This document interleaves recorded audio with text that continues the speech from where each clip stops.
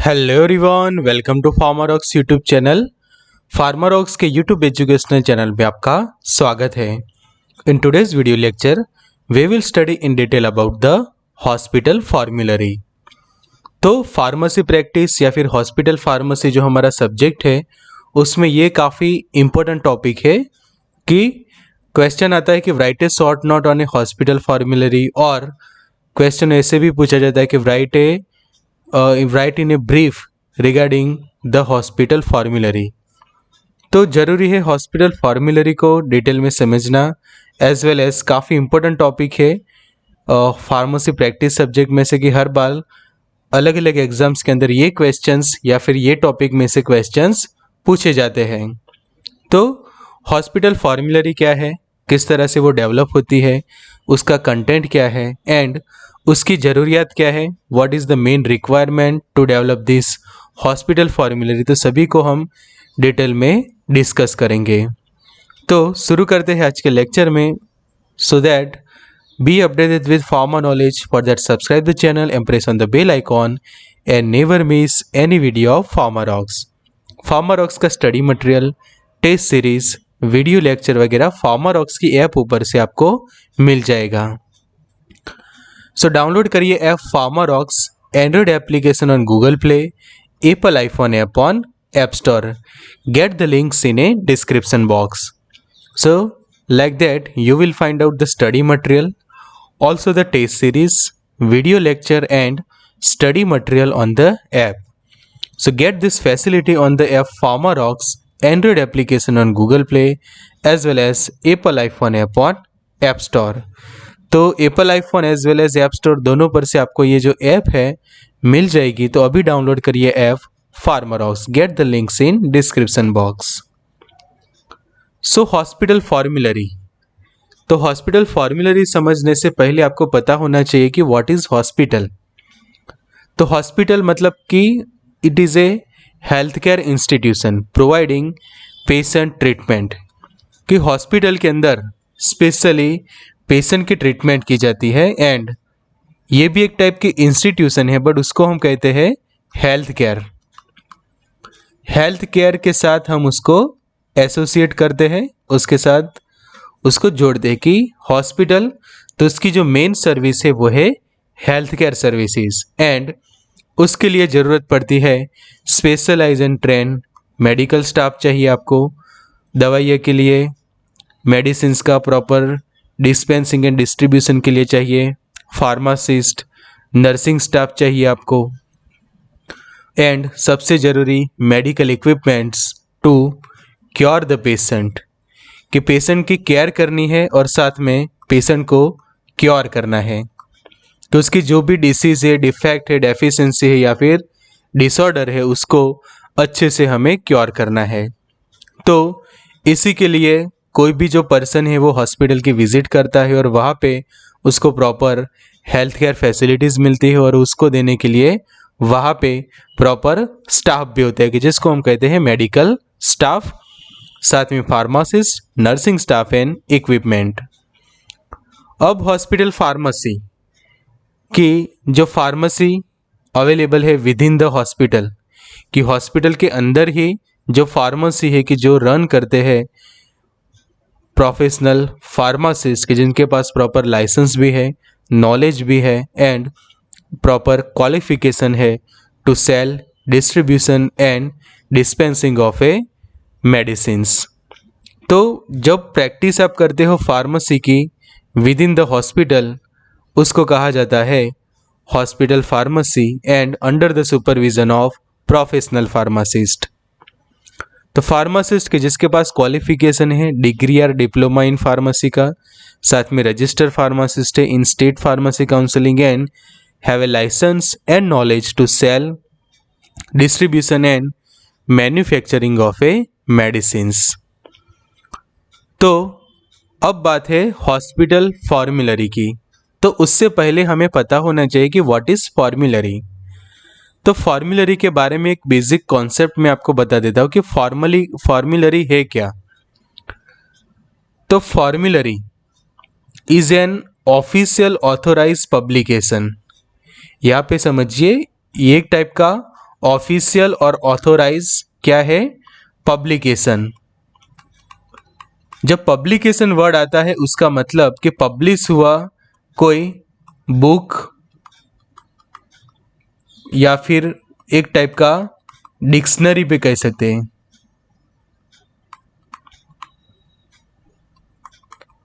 कि कोई proper book है या फिर डिक्शनरी है कि जिससे अंदर proper off an approval list of medicines, कि समझो कि हम डिक्शनरी यहाँ से निकाल देते हैं तो ऐसा बुक कि जिसके अंदर प्रॉपरली मेडिसिन्स की इंफॉर्मेशन है, कि जितनी भी हमारे पास अलग अलग मेडिसिन्स है, कि समझो कि आपके पास कोई टैबलेट डोजेस फॉर्म है, कोई कैप्सूल है, इंजेक्शन वगैरह है, तो जो मेडिसिन्स की इंफॉर्मेशन उसके अंदर अवेलेबल है। तो फॉर्मूलरी इज एन ऑफिशियल और authorise publication of an approval list medicines, but वो भी कैसी, अप्रूवल।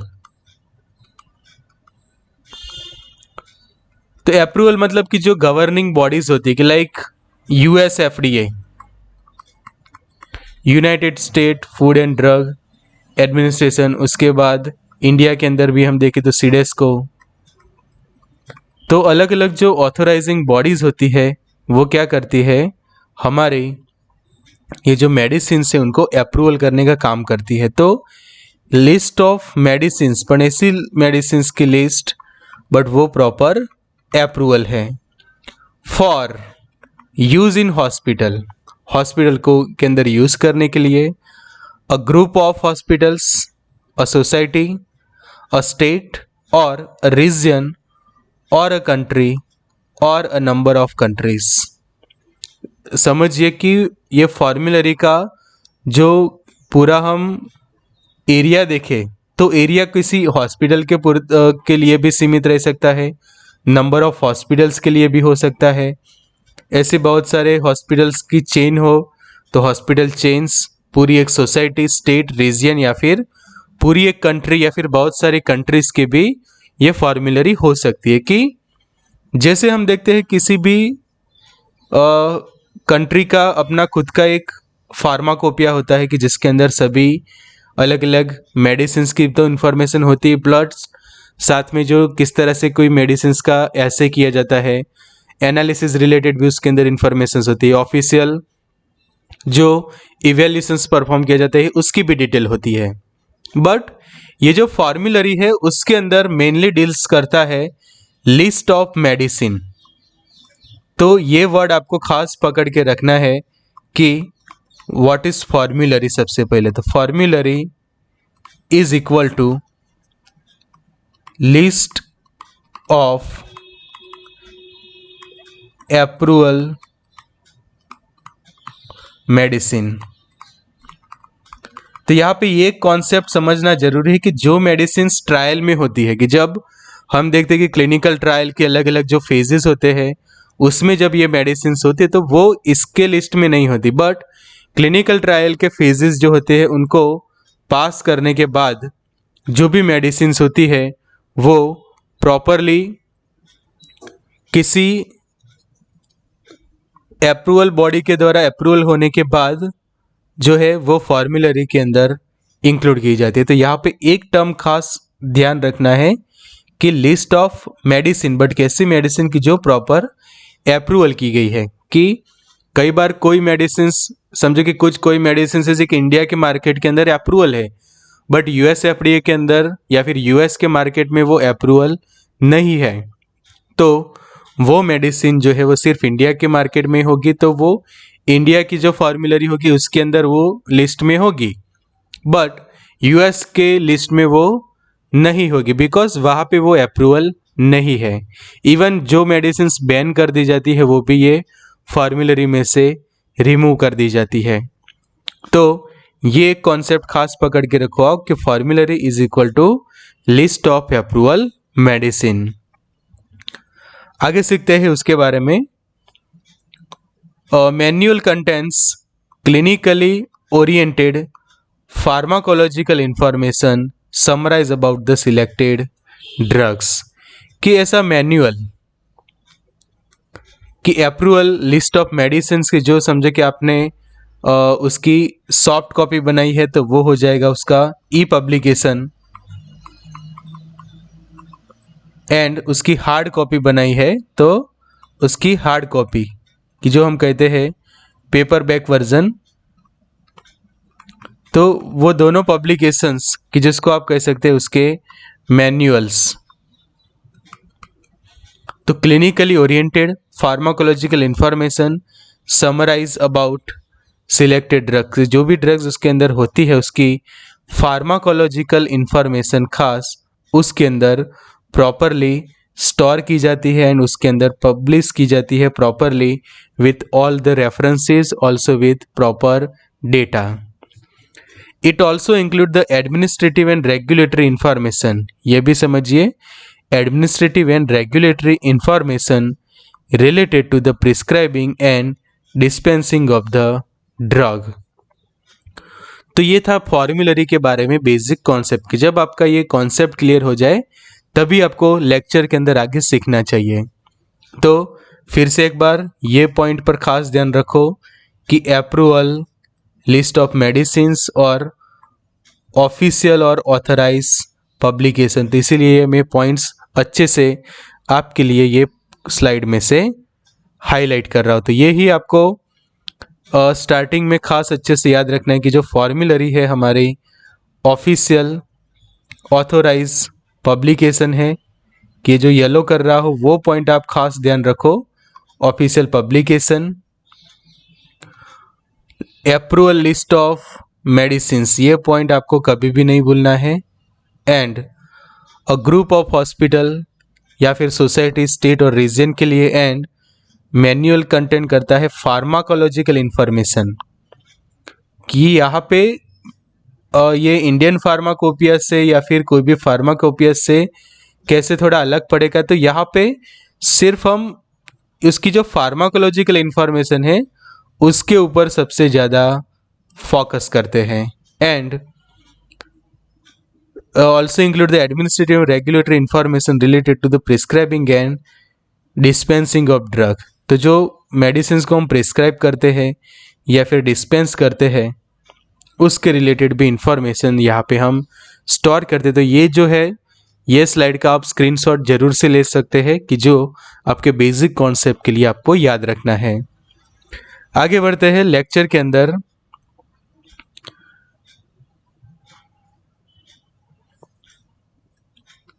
की क्लासिफिकेशन समझ लेते हैं फॉर्मूलरीज का। तो एक international formulary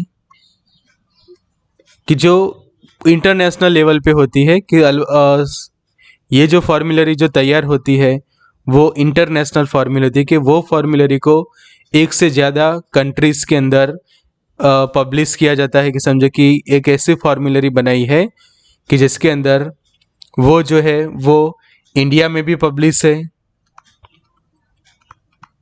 also in China में भी समझो वो पब्लिश है, जापान, समझो कि एशिया के अलग अलग देशेस है लाइक पाकिस्तान है, श्रीलंका, बांग्लादेश। तो ये सभी क्या है कि इंटरनेशनल कंट्रीज हो गई और उनके बीच में एक कोई कॉमन हमारे पास फॉर्मूलरी है कि वो फॉर्मूलरी इंडिया में भी पब्लिश है, also in China, Japan, Pakistan, Sri Lanka या फिर बांग्लादेश। या फिर एक और एग्जांपल है कि ऐसी फॉर्मूलरी कि जो इंडिया में भी अप्रूवल है, कनाडा में भी अप्रूवल है, पब्लिश की गई है, ऑल्सो इन यूएसए, ऑस्ट्रेलिया। तो ऐसे अलग अलग कंट्रीज़ के अंदर वो पब्लिश है। यूके देखो, यूएई देखे आप, तो सभी जगह की ये कॉमन वो पब्लिश हुई है, तो वो कहलाएगी इंटरनेशनल फॉर्मूलरी। नेक्स्ट है नेशनल फॉर्मूलरी। नेशनल फॉर्मूलरी मतलब कि किसी भी पर्टिकुलर कोई नेशन की फॉर्मूलरी ऑफ ए नेशन, कि समझो कि वो हमारे इंडिया की ही फॉर्मूलरी है तो वो कही जाएगी national formulary of India, NFI जिसको कहते हैं। वो आगे हमारा एक टॉपिक आएगा ही। तो NFI की जो नेशनल फॉर्मूलरी ऑफ इंडिया है। ऐसे ही समझो कि श्रीलंका के अंदर इस टाइप की कोई फार्मूलरी पब्लिश होती है तो नेशनल फार्मूलरी ऑफ ए श्रीलंका, नेपाल, बांग्लादेश, तो ऐसे जो अलग अलग नेशन से वो अपनी खुद की एक फार्मूलरी बनाते हैं तो वो कही जाएगी नेशनल फार्मूलरीज। नेक्स्ट है जनरल फार्मूलरी। जनरल फार्मूलरीज मतलब कि जनरली जो कोई स्टेट की हो या फिर कोई पर्टिकुलर रीजन की हो, कि समझे कि इंडिया के अंदर ही कोई पर्टिकुलर रीजन है, कि वेस्टर्न रीजन है, सेंट्रल है, साउथर्न रीजन है, या फिर कोई पर्टिकुलर कोई स्टेट उसको पब्लिश करता है, कोई पर्टिकुलर एरिया में पब्लिश होती है, तो वो जनरल फार्मूलरी की हर जगह पे यूज़ हो सकती है। फिर स्टेट फार्मूलरी कि पर्टिकुलर कोई स्टेट में ही है वो फार्मूलरी,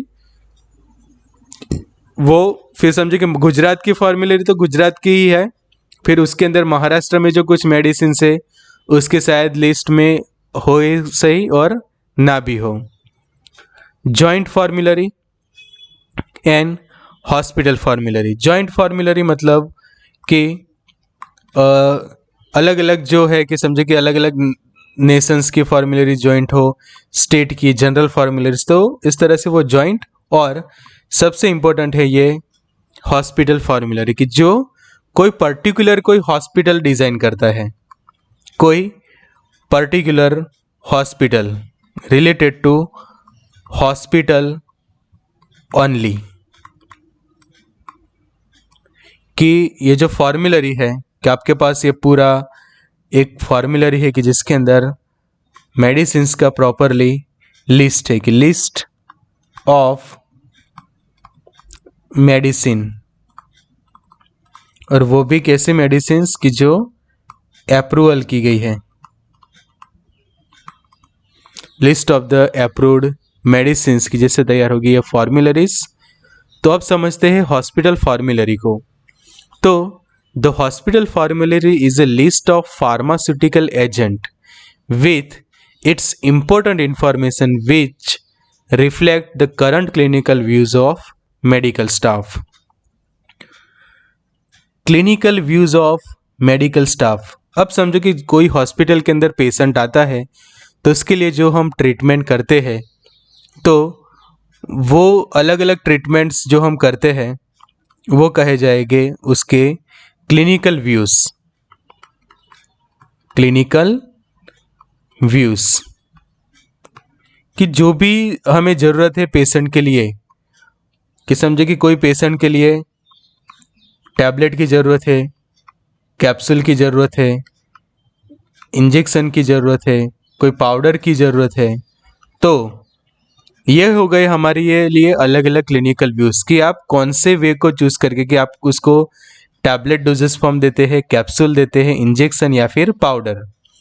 अब ये हो गया कि सिलेक्ट हो गया आपके पास, पहले तो आपने ये डोजेस फॉर्म सिलेक्ट किया। डोजेस फॉर्म सिलेक्ट करने के बाद भी हमारे पास एक क्लिनिकल व्यू दूसरा होता है, वो है उसकी स्ट्रेंथ। यहाँ पे टेबल में भी आप देख सकते हैं कि जो फॉर्मूलरी है तो उसके अंदर ये सीरियल नंबर सबसे पहले, फिर ये नेम ऑफ द ड्रग, फिर उसका डोजेस फॉर्म और फिर स्ट्रेंथ। तो जब क्लिनिकल व्यू है तो ये क्लिनिकल व्यूज़ के अंदर इम्पोर्टेंट चीज़ जो बन जाती है कि पहले तो ये डोजेस फॉर्म, अब देखो कि नीचे है एक्टिवेटेड चारकोल, उसका डोजेस फॉर्म तो पाउडर चलो आपने कंफर्म कर लिया, बट वहाँ पे क्लिनिकल व्यूज़ के अंदर और दो आपके पास ऑप्शन है 25 और 50 ग्राम। तो ये जो है वो प्रॉपर हमें लिस्ट बना कर देती है कि the hospital formula is list of pharmaceutical agent, list of the pharmaceutical agent with its important information. ये जो भी इंफॉर्मेशन है उसको हम क्या कह सकते हैं कि ये सभी इंफॉर्मेशन कैसी है, बहुत ही इंपॉर्टेंट इंफॉर्मेशन है,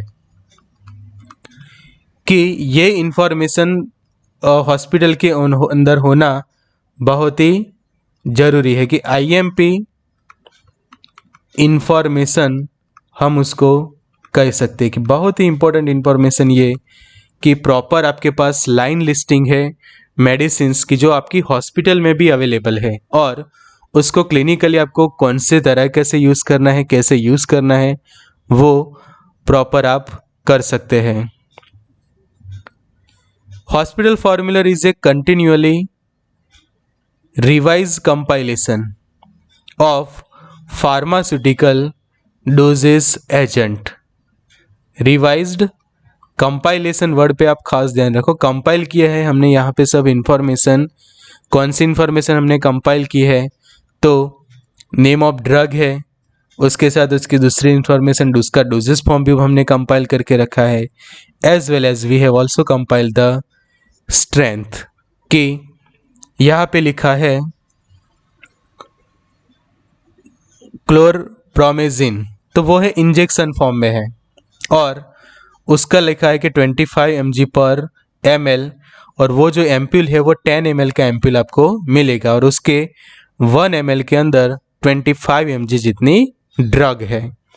तो क्या हुआ ये कि रिवाइज प्रॉपर कंपाइलेशन किए कौन, not only this one drug but बहुत सारी मेडिसिन्स का प्रॉपर यहाँ पे किया गया है कंपाइलेशन। प्रॉपर सभी इंफॉर्मेशन को यहाँ पे कंपाइल किया हुआ है, कंपाइलेशन किया हुआ है, एंड देयर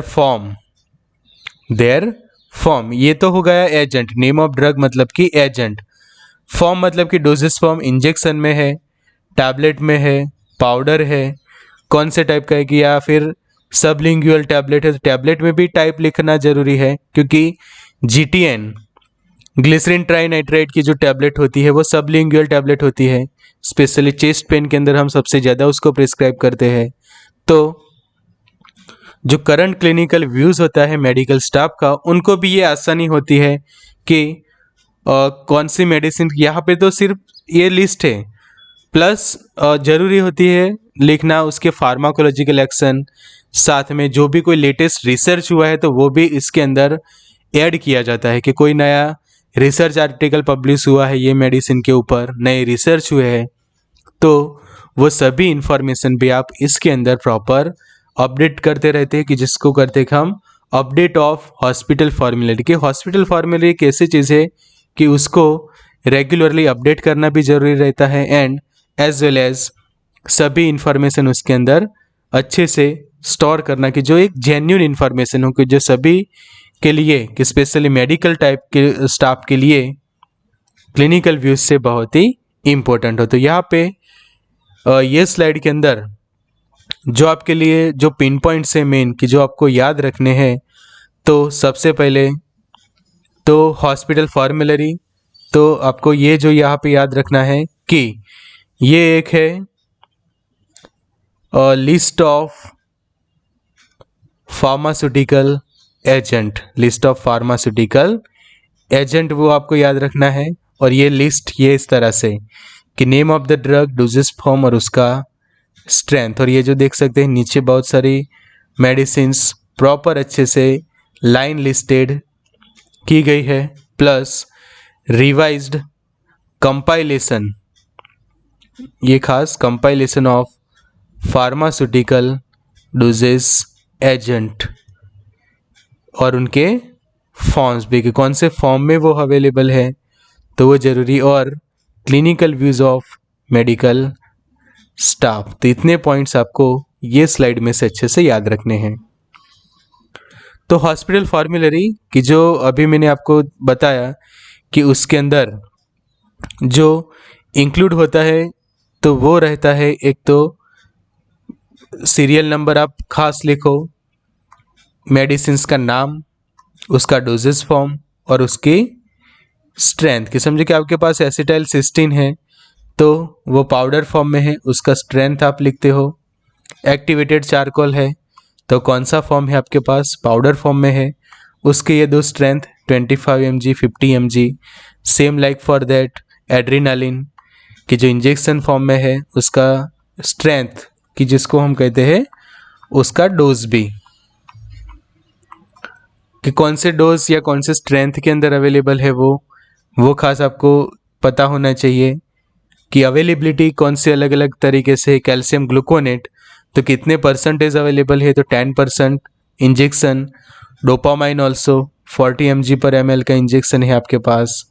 ग्लिसरीन ट्राइनाइट्रेट की सबलिंगुअल टैबलेट है कि 5 mg पर ml उसकी स्ट्रेंथ है। और सेम लाइक दैट मेटोक्लोप्रामाइड की जो स्पेशली हम नोजिया वॉमिटिंग वाले पेशेंट को भी प्रिस्क्राइब करते हैं, इंजेक्शन दिया जाता है, तो वो है 5 mg पर ml। तो ये प्रॉपर लाइन लिस्टिंग तैयार होती है हॉस्पिटल फॉर्मूला। एक टाइप के हम कह सकते हैं कि ये लाइन लिस्टिंग है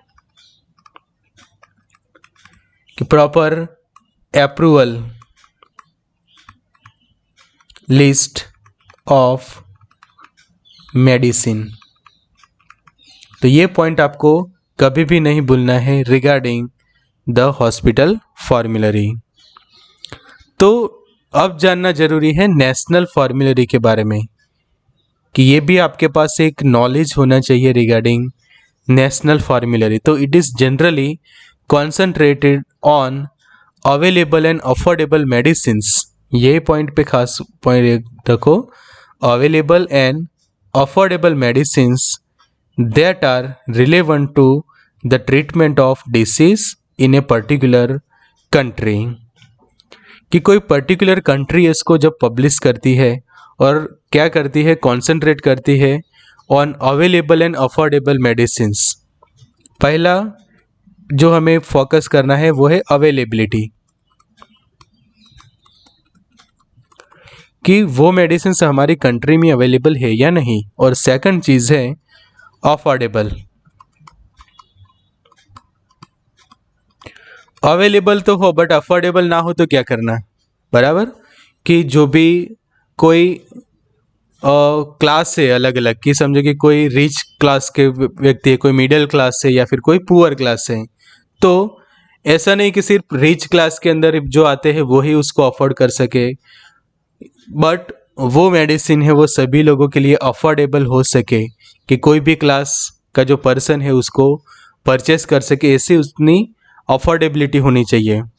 बिकॉज अवेलेबल होने से कुछ नहीं होता, अवेलेबल हो बट ऐसी कॉस्ट हो कि सिर्फ कुछ लोग ही उसको परचेस कर सके, तो वो अफोर्डेबिलिटी नहीं कहला जाती। तो नेशनल फॉर्मूलरी उस चीज़ को बेस रख के बनाई जाती है कि ऐसे मेडिसिन्स का आपके पास लिस्ट है कि जो अवेलेबल भी है एज वेल एज अफोर्डेबल भी है and are relevant to treatment of disease in a particular country. और ऐसी मेडिसिन्स की जो अलग अलग डिसीज के लिए हम यूज़ कर पाओगे। तो ये था नेशनल फॉर्मूलरी। तो जो इंडिया की जो नेशनल फॉर्मूलरी है उसको कहा जाता है नेशनल फॉर्मूलरी ऑफ इंडिया। यहाँ पे उसके आप कवर पेजेस देख सकते हैं, NFI, ये दो उसके अलग अलग कवर पेज है। एक है उसका 2011 का एडिशन कि जो 2011 में पब्लिश हुई थी, एंड सेकंड यहाँ पे 2016 में पब्लिश का भी हम चेक कर सकते हैं ये कवर पेज। तो इसको पब्लिश करती है ministry of health and family welfare, government of India. MOH and FW मतलब कि ministry of health and family welfare, government of India assign responsibility to Indian pharmacopoeia commission. यहाँ पे देख सकते हैं आप इंडियन फार्माकोपिया कमीशन नीचे लिखा हुआ है, ministry of health and family welfare, government of India. तो इंडियन फार्माकोपिया कमीशन की जो गाजियाबाद में है वो पब्लिश करता है national formulary of India on regular basis. तो ये है आपके लिए बहुत बड़ा MCQ के लिए एक पिन पॉइंट। तो ये पिन पॉइंट आपको नहीं भूलना है, अच्छे से याद रखना है कि who publish the national formulary of India. तो जैसे इंडियन फार्माकोपिया को भी इंडियन फार्माकोपिया कमीशन पब्लिश करता है, वही commission national formulary of India को भी पब्लिश करती है। और उसका जो लोकेशन है वो है गाजियाबाद के अंदर। तो ये भी आपको अच्छे से याद रखो कि MOH and FW ministry of health family welfare, government of India and IPC की जो इंडियन फार्माकोपिया कमीशन है।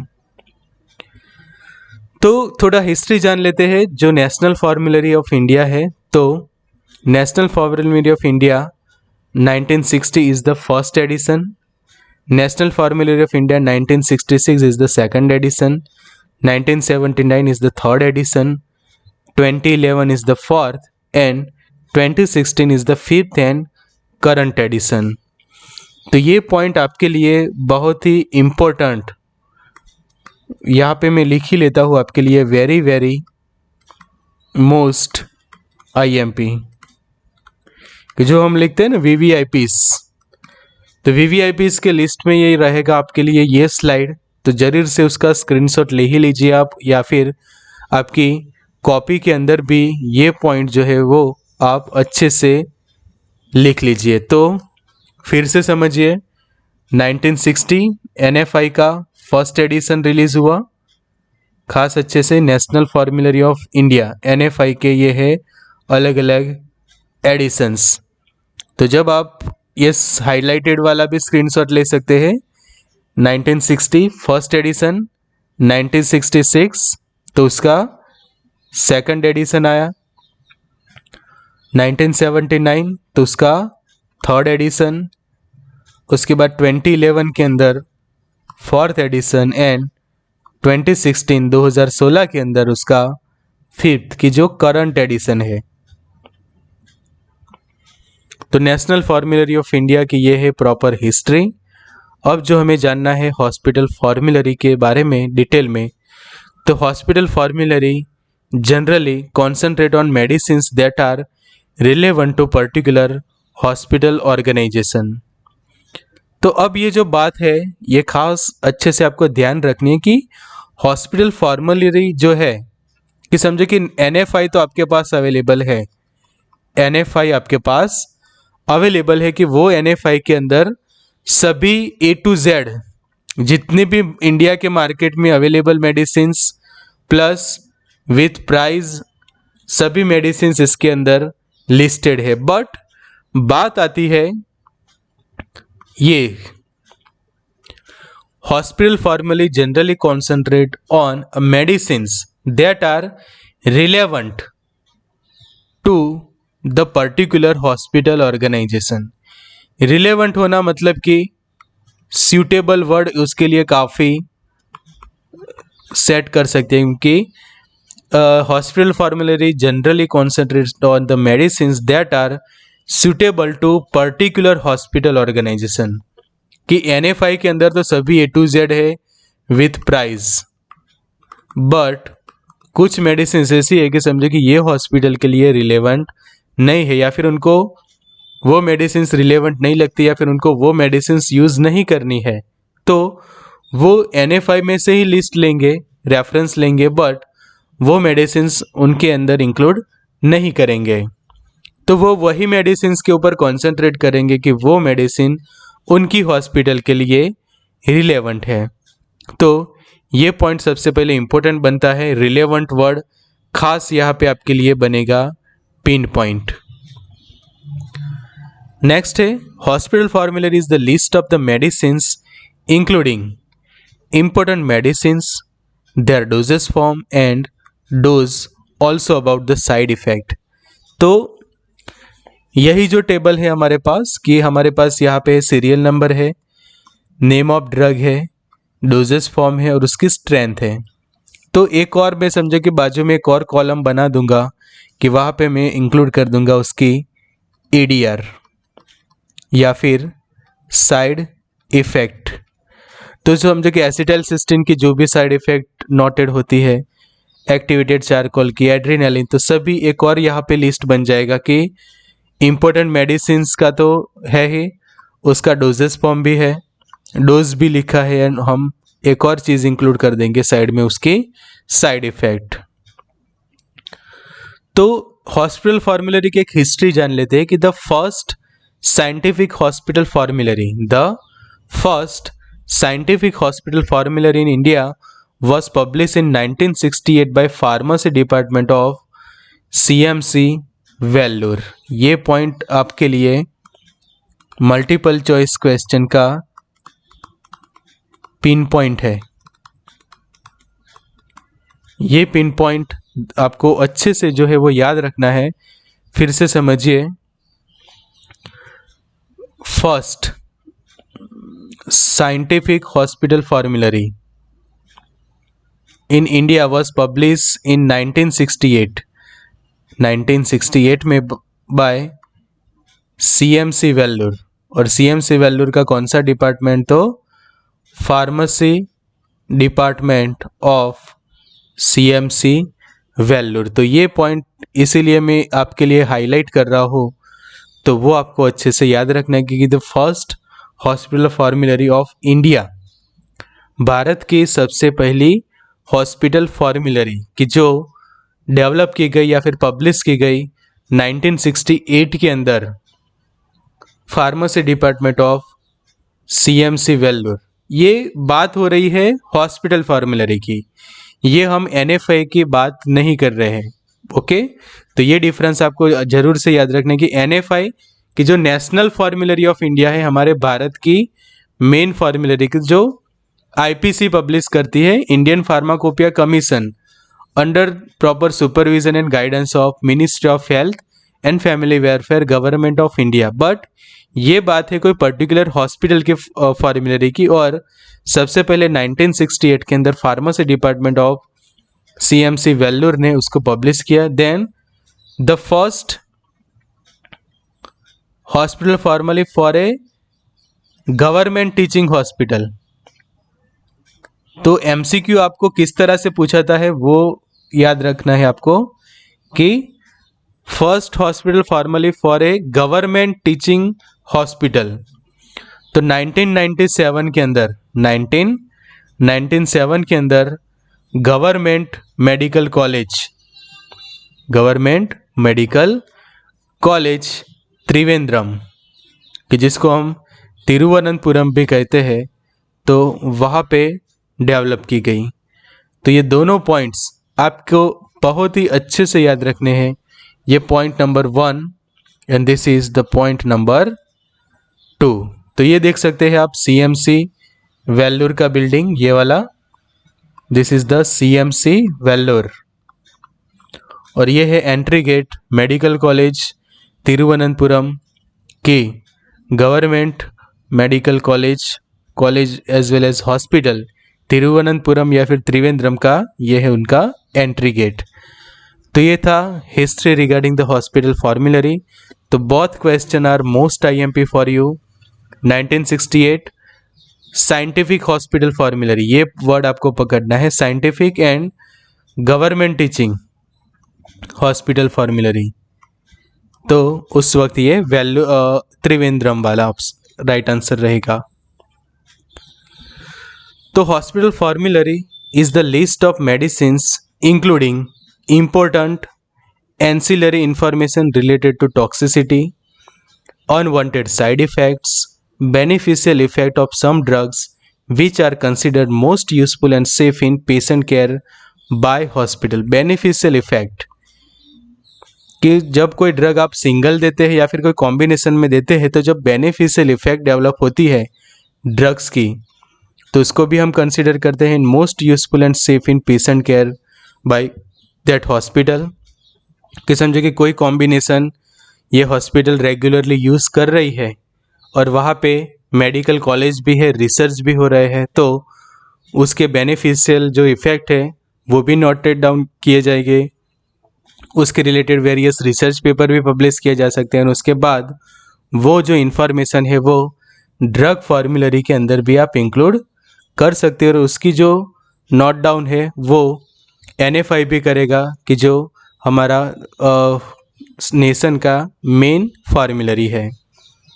उसके बाद ज़रूरी है इंक्लूड करना उसका कॉस्ट वगैरह, बट उससे पहले जान लेते हैं कि the need for hospital formulary. The need for hospital formulary, तो ये नीड है, मतलब कि ज़रूरियात की जो हम बात कर रहे हैं फॉर हॉस्पिटल फॉर्मूलरी। तो यहाँ पे आपको कुछ लॉगोस दिए हैं कि जो फार्मा कंपनीज है, कि जो कुछ ऐसी कंपनीज है कि वो काफ़ी फेमस है, डेवलप है, और कुछ कंपनीज ऐसी है कि अभी वो डेवलपिंग स्टेज में है, वो अभी ग्रो कर रही है, और कुछ बायोटेक्नोलॉजीज कंपनी है, कुछ फार्मा कंपनीज है कि जो स्पेशली तो हमारे लिए अलग अलग medicines vaccines, antibiotic and various medicines, equipment वगैरह का मैन्युफैक्चरिंग करती है एज वेल एज मार्केटिंग करती है। तो यहाँ पे देखिए आपके पास बहुत सारे ऑप्शन है कि लाइक मैं यहाँ पे दिखाऊँ तो एक आपके पास जॉनसन एंड जॉनसन है, फिर आपके पास समझे कि इंटास की कुछ प्रोडक्ट है, जाइडस की भी है, सन फार्मा का भी है, एबॉट का भी है, मैनकाइंड का है, रेनबेक्सी है, जाइडस कैडिला का है, रोचे है, फाइजर है, यहाँ पे सिप्ला का भी है, जीएसके है, नोवार्टिस। तो ऐसे बहुत सारे ब्रांड है, डॉक्टर रेड्डीज देख सकते हैं आप, बेयर है, बायोकॉन है, एस्ट्राजेनेका। तो बहुत सारे ऐसे है कि आप पीरामल देख सकते हैं, कैडिला फार्मास्यूटिकल है। तो number of this pharma companies also about the Wipro. तो ये सभी फार्मा कंपनीज के बहुत सारे फॉर्मुलेशंस मार्केट के अंदर अवेलेबल है। ये तो जस्ट हमने लॉगोज लिए, अब समझो कि हम उनके प्रोडक्ट के भी लिस्ट बनाए तो बहुत सारी स्लाइड्स भी कम पड़ेगी। तो जरूरी होता है एक लाइन लिस्टिंग। तो यही पॉइंट है, the increasing the number of new drugs manufacture and marketed bye drug companies. बहुत सारे मेडिसिन मार्केट में अवेलेबल है, एज वेल एज एक ही मेडिसिन को बहुत सारी फार्मा कंपनीज भी उसको अलग अलग ब्रांड नेम से सेल करती है। तो उस वक्त आपके पास एक प्रॉपर इंफॉर्मेशन होनी चाहिए कि जिससे आपको पता चले कि एक लिस्ट हो आपके पास, तो उससे आपको पता चलेगा कि समझे कि सिंपल पैरासीटामोल ही है तो पैरासीटामोल के कितने जीनेरिक वर्जन है, कितने ब्रांड वर्जन है, कितने ऐसे है, डोजेस फॉर्म कितने अलग अलग है।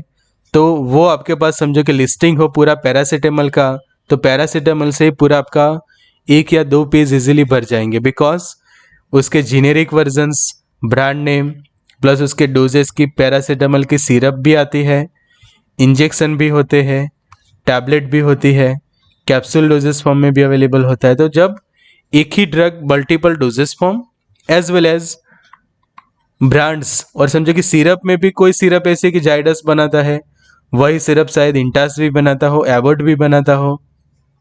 तो जो कंपटीशन भी है एज वेल एज बहुत सारे आपके पास ऑप्शंस भी है इस टाइप के मेडिसिन के लिए।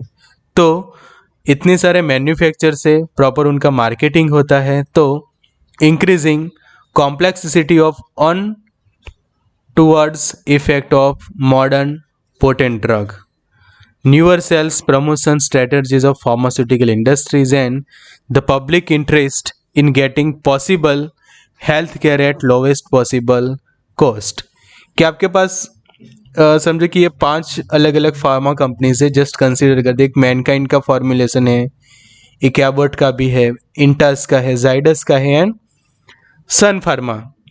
तो पब्लिक का इंटरेस्ट किसके अंदर है कि लोवेस्ट पॉसिबल कॉस्ट है, कि कुछ क्लास ऐसा होता है कि वो अफोर्डेबिलिटी पे ज़्यादा फोकस करता है। तो अफोर्डेबल जो होता है तो वो प्राइस पे खास डिपेंड करती है वो थेरेपी। तो उसके बेसिस पे भी पब्लिक का इंटरेस्ट बनता है कि कुछ कंपनीज ऐसे कि वो अफोर्डेबल मेडिसिन बना रहे हैं, तो पब्लिक इंटरेस्ट जो है वो उनकी तरफ थोड़ा रहेगा कि जो ऐसी कैटेगरी है कि जो अफोर्डेबिलिटी पे खास ध्यान रखती है। साथों साथ कुछ ऐसे हैं कि कुछ ब्रांडेड प्रेफर करते हैं। कि आप जब देखोगे तो पैरासीटामोल की टैबलेट आपको 3 कैटेगरीज पे मिल जाएगी, कि फ्री ऑफ कॉस्ट भी मिल जाएगी सरकारी अस्पतालों में। आप उसका नॉर्मल जेनेरिक वर्जन लेंगे तो पूरा जो ब्लिस्टर है वो आपको एटलीस्ट 5 से लेकर 10 रुपीज़ में भी मिल जाएगा, 10 टैबलेट का ब्लिस्टर। और उसी को समझो कि आप ब्रांडेड में जाते हो तो वो शायद 50 से लेकर 60 रुपीज़ भी कॉस्ट जा सकता है।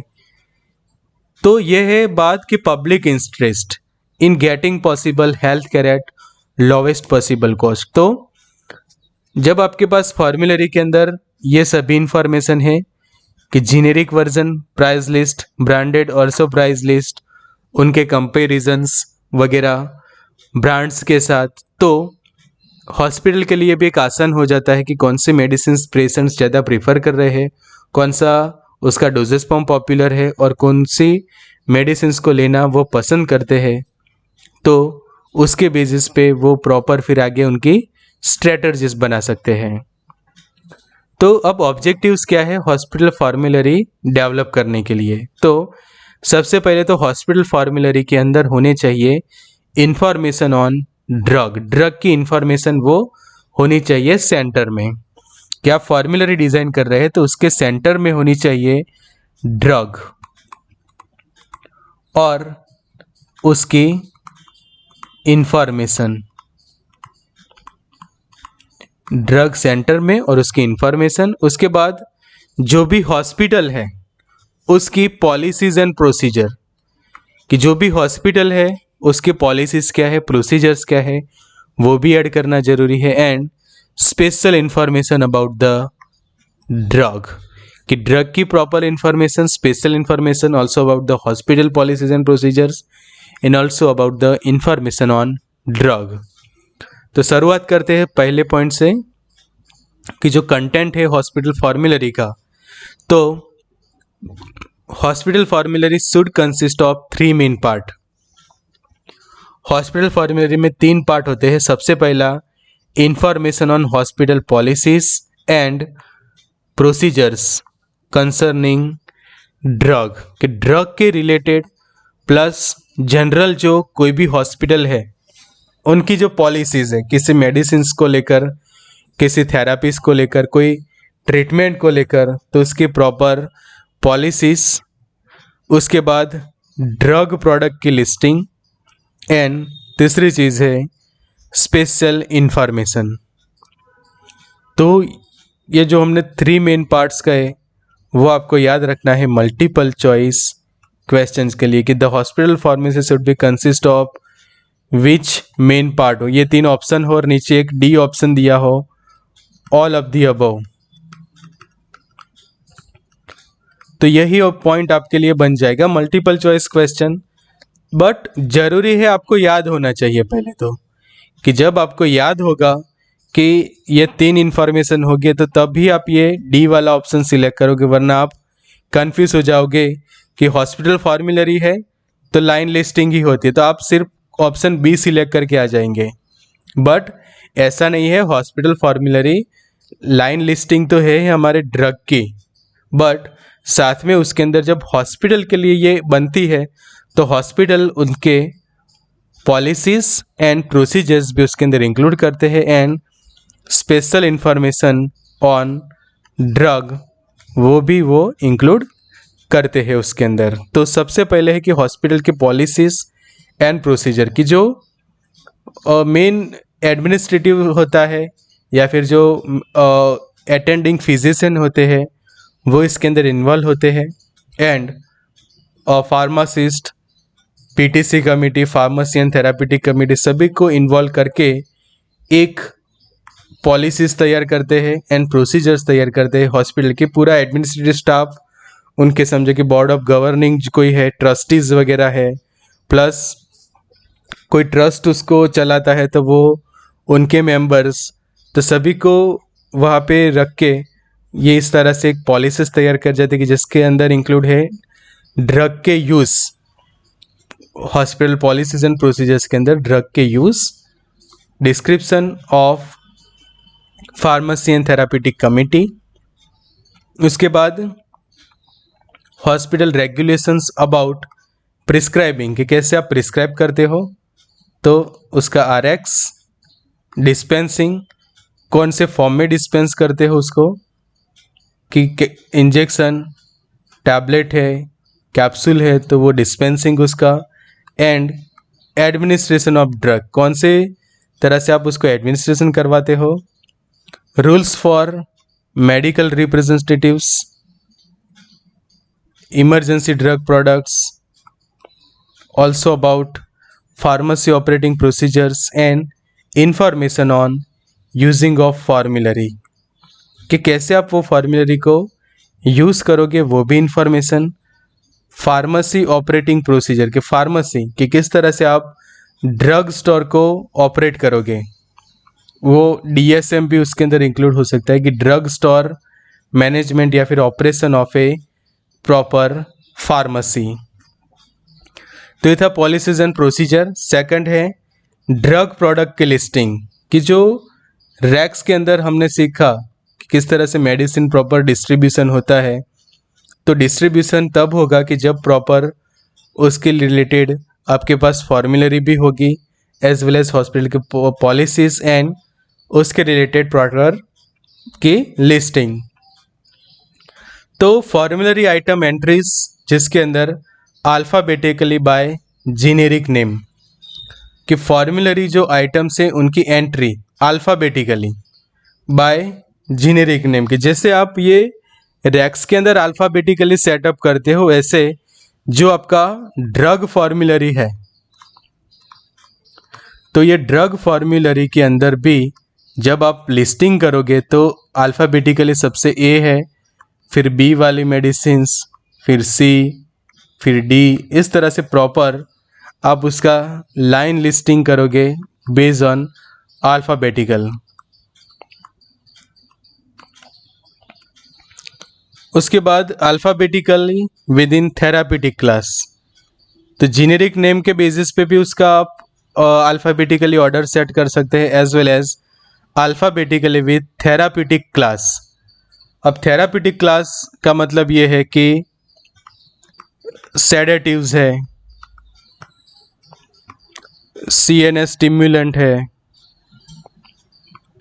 CVS की ड्रग है, CNS की ड्रग है, एंटीटसिव्स ड्रग है। तो based on its therapeutic class भी हम एक अलग से उसका जो है वो प्रॉपर लिस्टिंग तैयार करते हैं, कि जो बन जाता है alphabetically with in therapeutic class.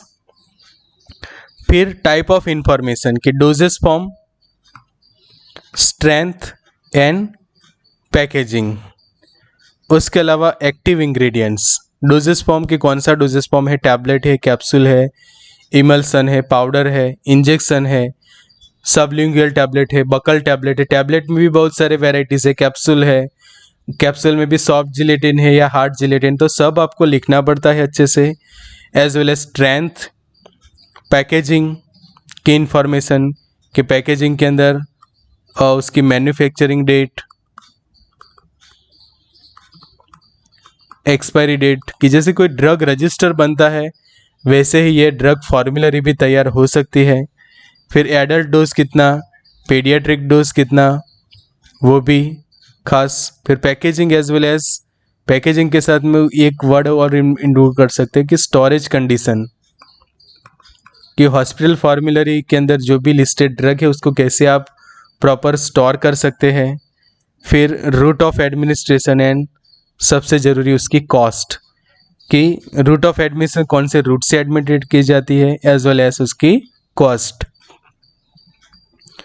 फिर लास्ट में drug product listing, drug product listing कि समझो कि index is on to the drug product listing, कि इंडेक्स अब जरूरी है।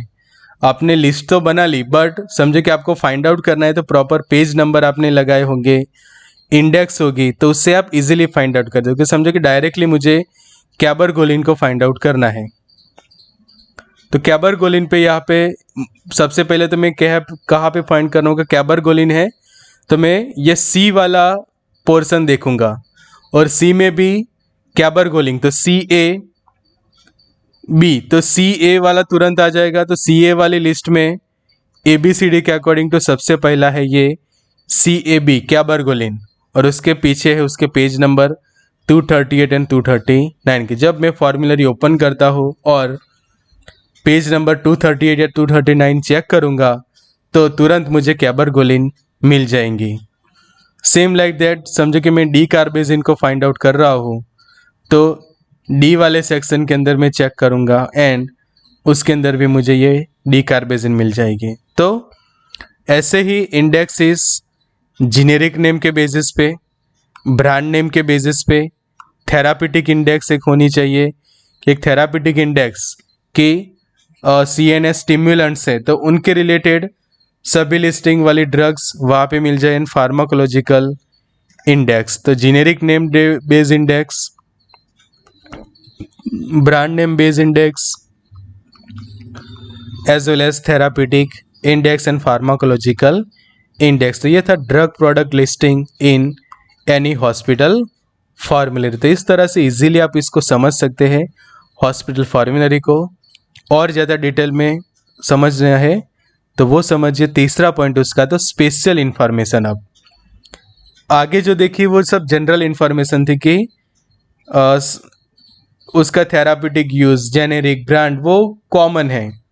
अब बात है स्पेशल इंफॉर्मेशन के। तो स्पेशल इंफॉर्मेशन के अंदर कि जो यहाँ पे मार्क किया हुआ है कि these informations are special information, तो वो भी जरूरी है ड्रग फॉर्मूलरी के अंदर इंक्लूड करना। तो फर्स्ट से पहले equivalent doses of similar drug, equivalent doses of similar drug की equivalent similar doses of similar drug की एक सर की दो ड्रग्स है कि आपके पास दो ऑप्शन है।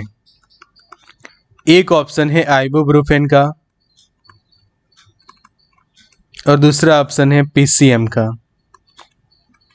तो दोनों सिमिलर ही आएगी कि दोनों समझो कि आप फीवर के अंदर दोनों को यूज करते आ रहे हैं सालों से, ibuprofen as well as PCM. कि समझो कि किसी पेशेंट को बॉडी पेन होती हो, फीवर हो, तो हेडेक वगैरह भी हो, तो उस वक्त ये दोनों जो है वो सालों से प्रीफर की जाती है। तो उनके इक्विवेलेंट डोज के समझो कि पीसीएम 500 mg इक्विवेलेंट टू समझो कि इसका डोज होता है 650 mg। Just this is the example, this is just example, we are just here considering,